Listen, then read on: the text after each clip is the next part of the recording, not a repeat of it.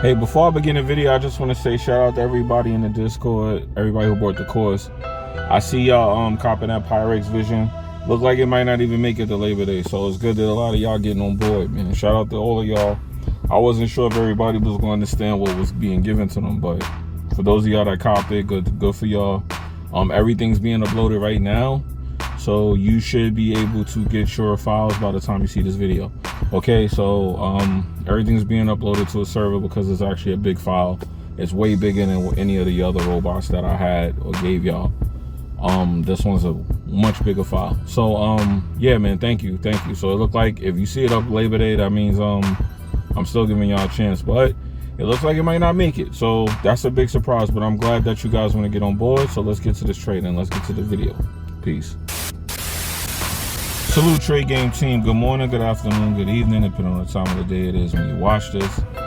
This is Trade Game Official. I'm the host, Jimmy, and this is a channel where we talk about financial freedom and escaping the 9-to-5 through the skill of Forex.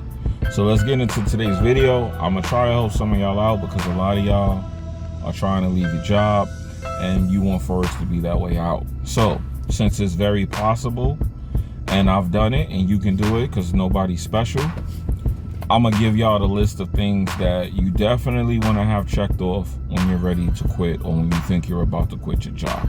Okay, this is one of those things, I got it right here written down. This is one of those things that just make sure you do these and your life will be a lot easier. You know, these are things that I just happen to be preparing myself for, and when I saw they were in order, I left. And I told y'all my story. I don't need to regurgitate it. Just go to I quit my job, watch the video. Trust me, I don't need to regurgitate, but this is what made me feel comfortable enough to leave. So let's go over the list. I don't really need to look at it, but I'm gonna look at it just to make sure I'm on topic. The first thing and the most important thing, and this is common sense, but you just need to hear it. You need to have like a time frame, and I'm gonna give this to you. The first thing you guys should definitely try to do is have at least 1.5 years of all of your bill money saved up. And I'm talking about 1.5 years to 2 years. I tried to have 2 years. I was roughly a little over 1.5 years of bill money saved up, okay? Try to have your rent, your gas, whatever you're doing where you live, whatever bills you pay within the dorm you're in, make sure all those bills, you have at least 1.5 years saved up. So let's say your rent is $2,000 and your bills is another $1,000. So that's $3,000 a month. Make sure you have at least 12 plus another 6 is 18. So just make sure you have at least 18 months of those bills saved up, at least. And that is a good enough cushion for you to either trade and make money.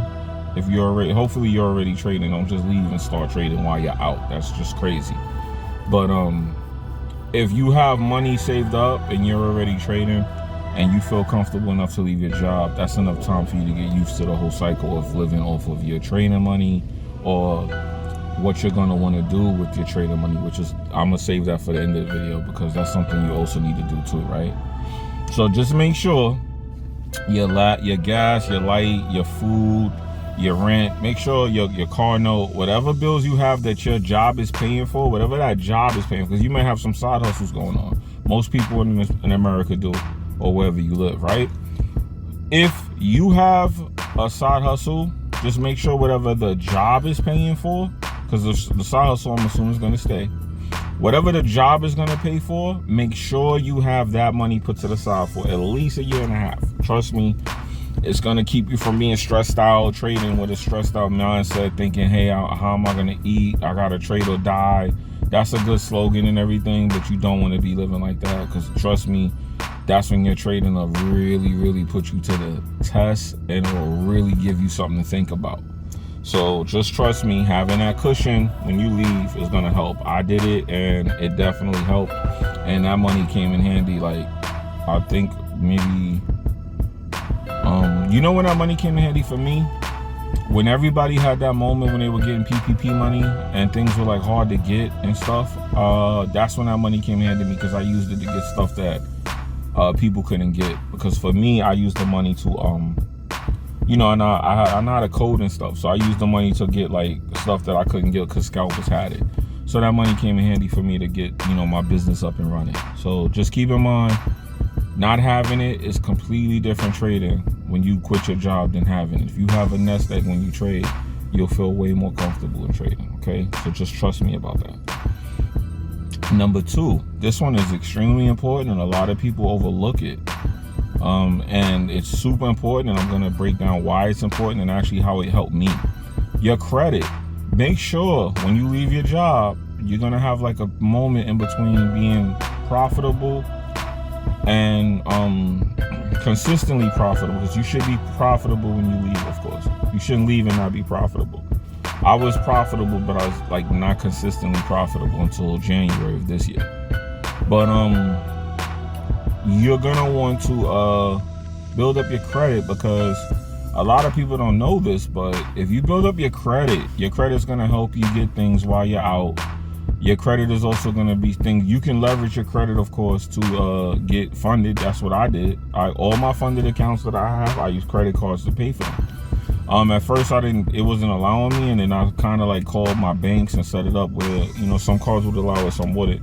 But the bottom line is, I said, hey, I got credit. I got good credit. I was rocking almost an 800 credit score. So I said, hey, it's time to put this to use, because when I was at work, I had like a 500, I had a 600 credit score when I got into credit. And when I was at work, I realized, like, let me build up my credit while I'm here, because you never know what could happen. And sure enough, I built up my credit, not realizing I was going to build it up for my leave, for my exit. So good thing I was working on my credit, and I didn't have like nothing wrong with my credit, but I just didn't have any credit. So I started applying for credit cards and building up my credit. And thank God, when I decided to leave, I had a very, very good credit score. So build up your credit. Your credit's gonna help you when you're out. If you need to take you need to make a big move, credit is gonna go into the next thing I'm about to talk about, because it's gonna help, because you may need to do something and you don't have the income, but you have the credit. So you could just use your credit, and your income part will come later, and we'll get into that next. Make sure, guys, when you leave your job, you're not trying to like leave your job and your lease is up in a month. You're about to refinance something, you're about to go get another car. Because even though you'll have a little window after you leave your job, make sure that you don't do it and you're unemployed. Because when you trade full time, a lot of places will not, even though you could have, and this is what people don't get about money. Y'all flash money, y'all don't understand one thing about money. You could have $100,000 in the bank, and they'll deny you because they want to know where the money came from. Now, when you tell them the money came from being a day trader, they're going to look at that as risky. They're going to figure, hey, just like you got 100K today, you could lose 100K tomorrow. You could be in debt 200,000 the next day. And that's true. So just keep in mind that when you leave your job, you want to make sure that you're not leaving your job and you're in limbo as far as like where you're going to move in 3 months. My car, my lease is up on say you're leasing a car, my lease is up on my car in 5 months. When you go for proof of income, you have like a 12-month window, but by the time you file your next tax cycle, they're going to want to see, your job and pay stubs and stuff. And that's going to happen after like a couple months. They're going to ask for your stubs. If you don't have stubs, they're going to be like, well, where's your income? And then when you say day trading is your income, they're not going to approve that. A lot of places, put it like this, way more will deny you than accept you. So just make sure that you have all of that stuff figured out. Make your move first. Finance or lease a car now. Do it while you're at work, because when you leave, your proof of income from trading is not going to be considered, it's going to be considered risky. It's going to be considered high risk too. So just know that people are going to say, hey, yeah, okay, it's an income, and some places will give it to you, but then you got to keep in mind certain situations where if you're considered high risk and they give you something and they finance it to you, they'll finance it to you at like a higher rate and stuff, because that's a way to get you to pay more, because you're high risk. So if you really want it, you got to talk to them nice.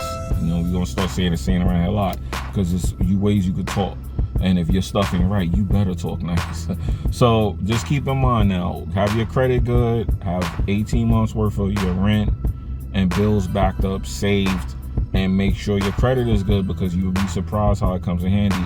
And you definitely should be using your credit as long as you're responsible. Not a financial advisor. This is not financial advice, but this is what I did. You definitely should want to use your credit to, purchase Forex things like capital. I use my credit to finance my capital. Funded accounts. I paid for every one of my funded accounts with a credit card. 100%. I'm about to do it again. I got like 3 more accounts I want to get. Credit cards.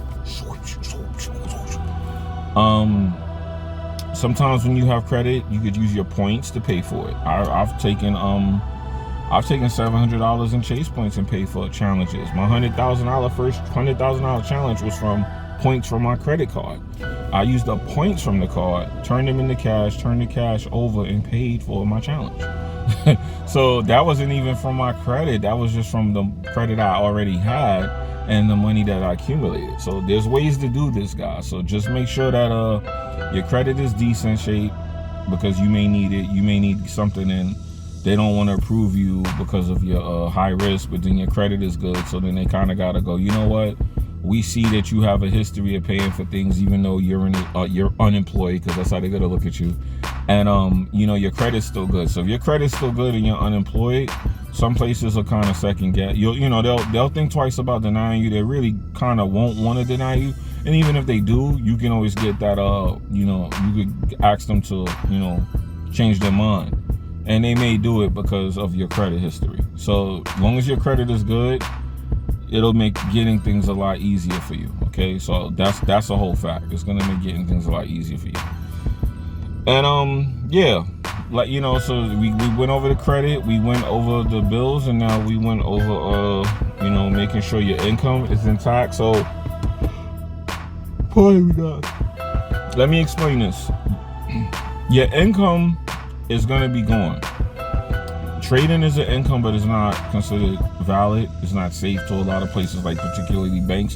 Banks hate traders. Just to let you know that they hate y'all because you're doing what they do with your money. They rather you give it to them so they can trade your money. So they really kind of the tellers don't even know. I've had conversations with tellers and they have no clue what goes on with the money in the bank. But I'm telling y'all because I know for a fact, because of the software I use, that the banks trade your money. They literally trade your money on the market, and they don't like when you do it because they look at it like, you're trying to be the bank. And banks just don't really, they not fucking with that. Let me just, pardon my language, but I just gotta say it flat out.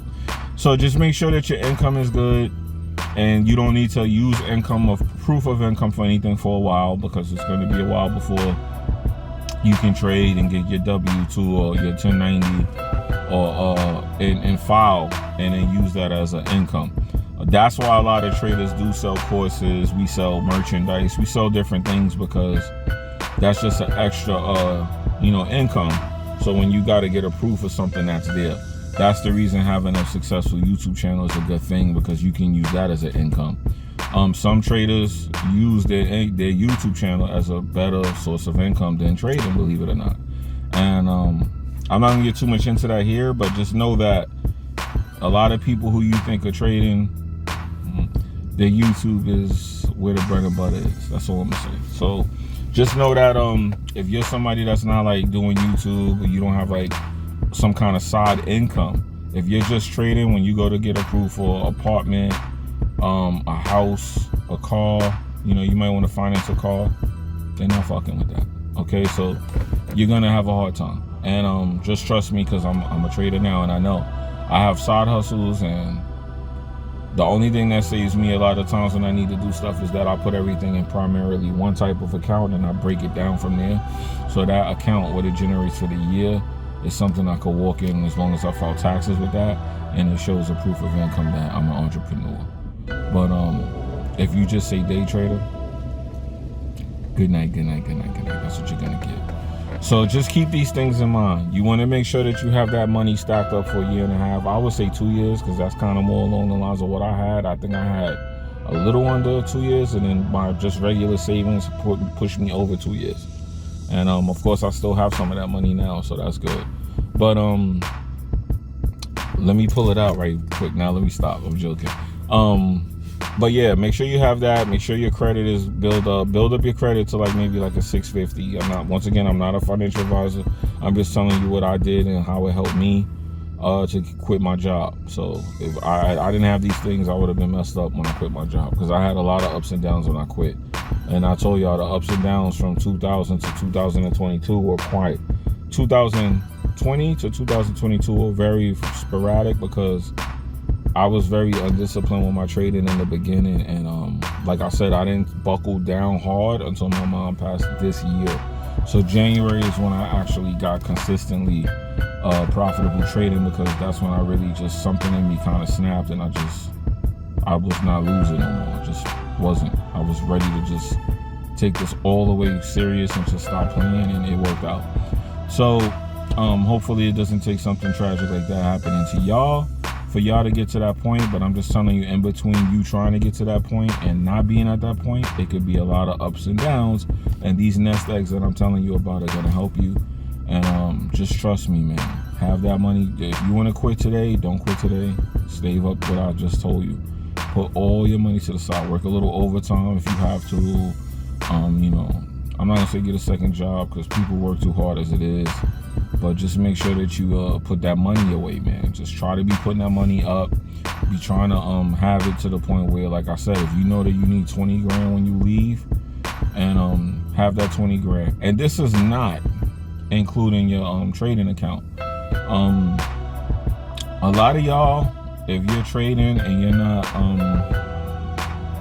consistent, what I would recommend, and this is just to start out with a funded account. Buy one of those accelerated accounts. The rules are kind of sucky though, but at least you have capital to play with starting out, and you can trade with that and actually make money. If you're doing some kind of profit, if you're in some kind of profits, then you'll be able to get a check from that. And that'll be a little bit of money you can always take. What you do with the capital, in my opinion, of course, is you take the capital and you take it and put it towards another account. Take their capital to use it for capital for your own account. And you should be good. That's a solid strategy I'm giving y'all. That's what I did. And I was up and down for 2 years. Up and down, up and down, up and down, up and down, up and down. When I got to this year right here is when I actually was profitable consistently. But thank God I had my nest eggs. I was able to travel. You know, I had my credit cards, my reward points. I had my little savings. And I had, you know, my income. I had my little PayPal income. I had other YouTube channels. Everything was consolidated into one account, which they say don't do. But thank God I kind of didn't listen to that, because then it made it look like I just had one big income, when it was really all my side hustles combined to one account. And that's what helped me get approved for a lot of things. You know, when I walked in there and it was a 6-figure account, they were like, well, wait a minute, sir. I'm like, yeah, talk to me nicer. Talk to me nicer. But anyway, that's it, man. So I won't make this video too long. I know a lot of my videos be long, and I just wanted to make sure I gave y'all some details on this, and I wanted to make sure y'all completely understood, you know, what it is you need. So you do need to definitely have your credit. You definitely need to have that money, and you definitely need to make sure that you're not trying to do something where you need proof of income within 6 months of you leaving your job, because once you don't have the stubs that they're going to ask for, they're going to ask for the W-2, and then if they do a thorough check, they're going to see you don't work there anymore, and then they're going to look at you as unemployed, and they're going to want to deny you. So trading as a full-time trader, some places will kind of go for it, but most places won't. Okay, so just be warned about that, because I know a lot of people don't really know that side of being a full-time trader. And like I said, that's why a lot of people have other things going on in trading besides trading, because the trading is nice when you get, you know, profit, but when it's time to do something with that money, oh, that's a whole nother story. So anyway, this your boy Jimmy. Once again, you tune in to Trade Game Official, and this was a topic on financial freedom and how to escape the 9-to-5, and this is exactly how you do it. So hopefully this advice was good. Let me know if y'all want more topics like this. Let me know what y'all want me to talk about as far as the 9-to-5 and leaving, and what information you want from me, and I'm gonna provide that for you, because that is what we want to do. We want to get all of y'all out of there. Stop making other people rich. Make yourself rich. Okay? I'm out of here. Peace.